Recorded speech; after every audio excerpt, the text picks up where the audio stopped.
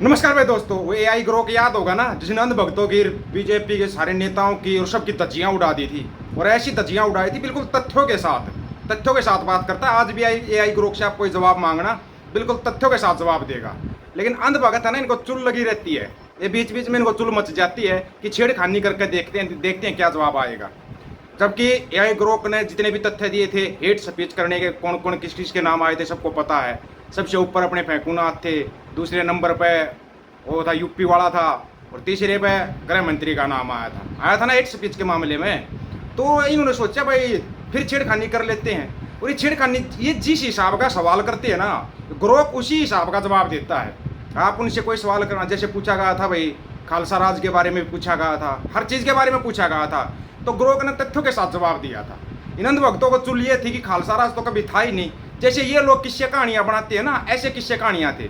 जब ग्रोक ने बताया ना कि इस दुनिया में खालसा राज के जैसा राज आज तक नहीं आया है, पूरे ब्रह्मांड में खालसा राज जैसा राज नहीं रहा है, इनको फिर अपनी मुंह की खानी पड़ी। इनको दिया था तो इनके पापा का राज है ना, बस यही ऐसा ही राज दुनिया में होना चाहिए।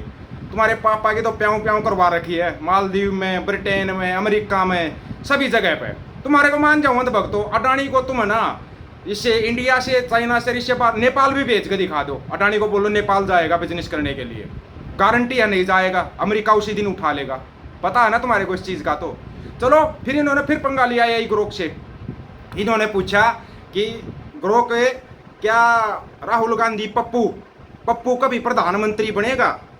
ये अपने हिसाब से सवाल करते हैं, क्योंकि वो कांग्रेस वाले उसको फेंकू बोलते रहते हैं, ये उसको पप्पू बोलते रहते हैं।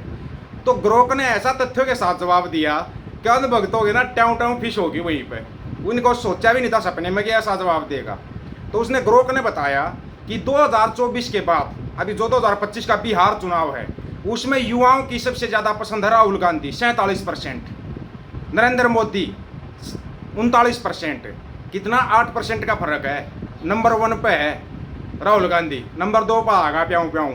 कर दिया ना काम। तुम करवाते हो ये सारी छेड़खानी जितनी भी करवाते हो।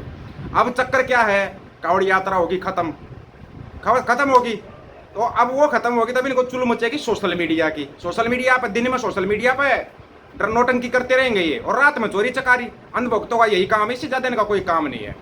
बोले अगर इंडिया गठबंधन तसल्ली से चुनाव लड़े तो 2027 के अंदर प्रधानमंत्री राहुल गांधी होगा। अगर इंडिया गठबंधन शांति से चुनाव लड़ेगा, ध्यान से चुनाव लड़ेगा। लेकिन अगर इनके बनाए प्रोपगंडे में फंस गया, ग्रोक का जवाब भैया हमारा नहीं है, अगर इनके बनाए प्रोपगंडे के अंदर फंस गया तो फिर कभी इनके सत्ता हाथ नहीं आएगी, और ये बनाए हुए प्रोपगंडे में फंसेंगे।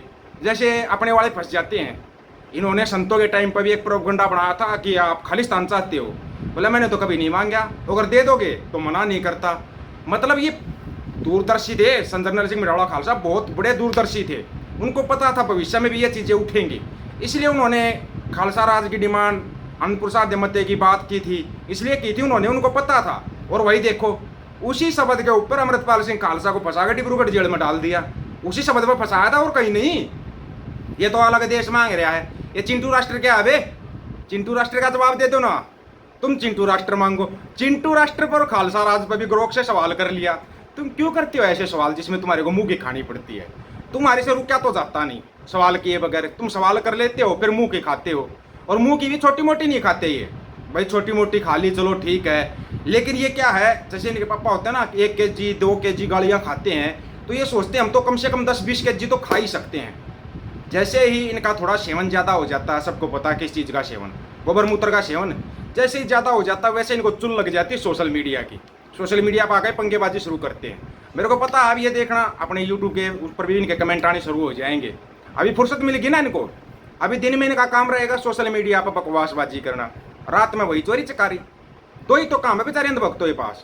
रात को अपना तसल्ली बख्श गोबर मूत्र का सेवन करेंगे और टारगेट करेंगे, आज इस घर में चोरी करनी है, आज इस घर में चोरी करनी है, आज फलाने के खेत में चोरी करनी है, आज टिमकाने के खेत में चोरी करनी है। अब दिल्ली पुलिस की भी मुश्किलें बढ़ेंगी, कांवड़ यात्रा खत्म होगी, मुश्किलें तो उनकी भी बढ़ेंगी। अभी तक तो ठीक था। सोच के देखो, 3.5 करोड़ युवा कांवड़ लेके आए हैं, और उसके बाद हरिद्वार में तुम लोगों ने जो कारनामे किए, बताएं तुम्हारे कारनामे हरिद्वार में जो किए थे, ऑन रिकॉर्ड हैं जो तुमने हरिद्वार में कारनामे किए। कोई किसी की लड़की को लेकर भाग गया, किसी की औरत को लेकर भाग गया, ये तुम्हारे ये कारनामे किए तुमने हरिद्वार के अंदर, ये कारनामे तुम्हारे। कोई पहाड़ी से फिसल कर गिर गया, क्यों? क्योंकि तुमने भीड़ इतनी की, नोटंकी इतनी की। उसके बाद तुम जल लेके आते, तो तुम्हारे को 1 सेकंड भी शिवलिंग के आगे खड़ा होना दिएगा? 1 सेकंड, 2 सेकंड तो बहुत ज्यादा हो जाएंगे। तुम अगर 1 सेकंड भी दिया गया हो तो बता दो, फिर किस लिए ऐसा करते हो? क्यों ऐसा करते हो? फिर इनको दिखाई देता है सपने में, एक ही चीज दिखाई देती है, देखो पापा का डंका बजेगा। तुम्हारे पापा के भाई नगाड़े बज रहे हैं, हम कह रहे हैं डंका नहीं, नगाड़े। और ऐसे नगाड़े अभी तो ब्रिटेन में नगाड़े बजेंगे, वो ब्रिटेन वाले तैयारी कर रहे हैं। जैसे अमेरिका में हालत पतली हुई थी ना, उससे भी ज़्यादा पतली होने वाली है ब्रिटेन के अंदर हालत। संभालो तुम्हारे पापा को, थोड़ा बहुत बच जाए तो। तुम्हारे को शर्म नाम की चीज़ तो होगी नहीं। तुमने पाकिस्तान का बहिष्कार किया। अब सितंबर में एशिया कप में एक ही ग्रुप के अंदर है भारत और पाकिस्तान, और मैच होगा, शेड्यूल जारी होने वाला है। तुम्हारे को विरोध करना था दलजीत दोसांझ का। कैसे पाकिस्तान की एक्ट्रेस है वो तो पाकिस्तानी खिलाड़ी होंगे जो पाकिस्तान की टीम में खेल रहे ना, वो तो कहीं अमेरिका या ब्रिटेन के खिलाड़ी होंगे। चाइना जो सरेआम पाकिस्तान का समर्थन करता है, उसके साथ व्यापार करने के लिए बार बार वहाँ पहुँच जाते हो। ये तुम्हारे को दिखाई नहीं देता क्या? तुम तो अंधे हो, आंखों वाले अंधे हो, और तो अंधे नहीं होंगे ना, हमारे को दिखाई दे रहा है। मालदीव, जिसका इतना विरोध किया अंध भक्तों ने, जिसकी कोई लिमिट ही नहीं थी, बर्बाद कर देंगे मालदीव को, ये कर देंगे, और वहाँ पर अंध भक्तों के पापा पहुँच गए। तुम बोलते हो मुसलमानों को बर्बाद कर दोगे। आज हरियाणा भवन के अंदर मोहन भागवत साहब 50 मुस्लिम संगठनों के साथ बैठक कर रहे हैं, आगे का एजेंडा कैसे तैयार करना है ना। बड़े कमाल की बात है। अंध भगत बेचारे विरोध कर करके खत्म हो गए। दूसरा, तुम जो सबसे बड़ा प्रोपगंडा चला रहे हो, सिख इतिहास को 8वीं की पुस्तक के अंदर शामिल करना, हम तो इन पर भरोसा नहीं करते भाई। ये इतिहास को हम इतिहास बना के पेश करेंगे। हो सकता है ये बोल दें कि भाई मोदी को अमृत छकाया था दशमेश पिता ने, कुछ भी लिख सकते हैं लिखने के ये। जब जो बाबा हमारे बाबा जोरावर सिंह हैं, उनको भी ये वीर लिख सकते हैं, वीर शब्द का प्रयोग कर सकते हैं, तो आप सोच सकते हो इतिहास के साथ कितनी बड़ी छेड़खानी करेंगे। इनकी छेड़खानी से बचना आना तो इन पर नजर रखनी बहुत जरूरी है। अगर इन पर नजर नहीं रखी ना, नजर हटी दुर्घटना घटी, बिल्कुल क्लियर है ये। और ये तो दुर्घटनाएं घटाते ही रहते हैं भाई, इनका तो काम ही है, इनका पैसा है, ये पैसा है इनका। ये कहीं आप सोच रहे होगे ऐसे ही चलते हैं। इनका खुद का तो कोई इतिहास है नहीं। मुगलों के टाइम में कोई इतिहास नहीं, अंग्रेजों के टाइम में नहीं, अंग्रेजों के टाइम में तो है भाई, तलवे चाटना अंग्रेजों के, मुगलों के टाइम पे भी चाटे, लेकिन अंग्रेजों के टाइम पे तो पेंशन भी लेना है, पेंशन भी लेते थे, मतलब वो करते थे, गुलामीगिरी करते थे हैं। फिर उसके बाद ये बताते थे फलाना क्रांतिकारी उस जगह पे छुपा हुआ, वो क्रांतिकारी उस जगह पे छुपा हुआ है। ये कारनामे तो है तुम्हारे, इससे तो हम मना नहीं करेंगे, ये कारनामे हैं तुम्हारे। लेकिन और तुम्हारा इतिहास है कहीं? आज़ादी के टाइम का एक भी शहीद दिखा दो तुम्हारी टांग के नीचे निकल जाए। एक भी शहीद, हजारों लाखों शहीद हुए थे, उनमें से कम एक नाम तो ला सकते हो ढूंढ के, एक नाम भी नहीं। 90% कुर्बानियां सिखों की, और फिर 47 में सबसे बड़ी मार खाई सिखों ने, 55 में सिखों ने, 84 में सिखों ने, 92 में सिखों ने। हर बार सिख ही क्यों मार खाएंगे भाई? हर बार सिख ही क्यों टारगेट पाते हैं? लेकिन आजकल है ना AI ग्रोक आ रखा है, ग्रोक उसी टाइम पर बता देता है। ना ना ना ना, इनका कोई इतिहास नहीं है, ये तो बस इतिहास को तोड़ने पर लगे हुए हैं। सिख इतिहास को अगर शामिल किया गया ना पुस्तक के अंदर, तो आंखें खोल लेना अपनी, और उस इतिहास को पहले जांच करें SGPC और अकाल तख्त साहिब, तब शामिल होने थे। आप लोगों की क्या राय है? अपनी राय रखना, आपकी राय का इंतजार रहेगा। सभी साथियों को राम राम, नमस्कार, आदाब, सत श्री अकाल।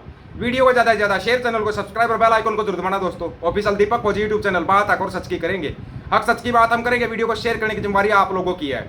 गज के आखो, वाहेगुरु जी का खालसा, वाहेगुरु जी की फतेह।